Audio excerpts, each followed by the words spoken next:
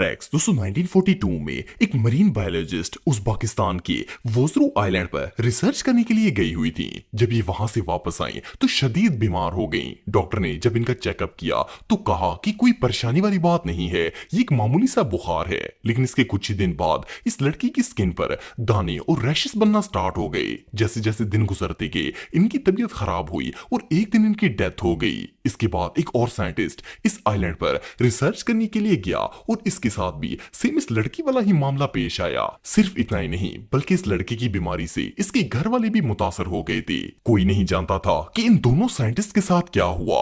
Anyway इन दोनों incidents के कुछ ही दिन बाद इस आइलैंड के पानी में अचानक से टनों के हिसाब से मरी हुई मछलियां देखी गईं। सिर्फ इतना ही नहीं बल्कि इस आइलैंड पर दो मछेरे मछलियां पकड़ने के लिए गए हुए थे और वो भी वहां जाकर गायब हो गए। कुछ दिनों के बाद ये मछेरे भी इस आइलैंड पर मरी हुई हालत में पाए गए। सिर्फ इतना ही नहीं बल्कि इस आइलैंड पर एक और इंसिडेंट ये भी पेश आया कि वहां पर 500 से ज्यादा हिरन एक घंटे के अंदर ही मर गए थे।